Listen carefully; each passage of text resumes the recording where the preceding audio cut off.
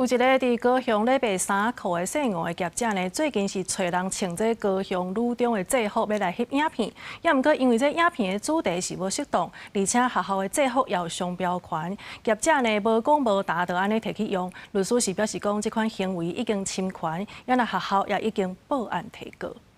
来凶你，挑战把乖乖牌女生变成坏女生。影片内底查甫人姓吴，伫高雄女中的门口找一个穿制服的学生，讲要做清查改造的挑战。因为影片的主题无妥当，放去网络随风喷。有真侪乡女的学生甲校友拢认为，这两人拢毋是乡女的学生，无经过学校的同意，就穿制服来翕影片，行销家己的衫裤店，实在真毋通。校长表示，因今年度已经有甲校名、制服衫拢注册商标，业者无申请登记，就摕去用，已经正式报警提告。拍摄人没有经过学校同意，违反我们的商标注册，我们还会进一步针对内容我们也会提出我们学校应有的权利不是学生，然后还穿雄女的衣服，带有那种刻板印象的言论，就觉得看了就会觉得很生气。校长表示，英国嘛捌发生相像的事件，为着要保护乡女传承百年的好名声，才会去注册商标权。外边的人若是要用，拢爱来甲学校申请随便用途。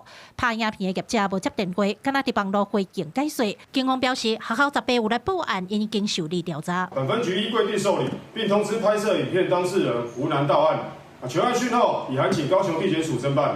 未经高雄女中之同意，而以高雄女中之制服拍摄有损校誉的影片，可能触犯商标法95条商标侵权的刑事责任，以及刑法310条诽谤罪。该解释我解释，你们要提告的，我也不担心你们提告。除了乡女以外，业者嘛用乡中的制服来翕影片。虽然业者有伫网络回应讲，伊只是一种创意的做法，无歹记。不过因为乡女有注册商标，律师讲业者无经过登记就摕去用，有可能会违法。记者柯家族邱朝阳高雄场报道。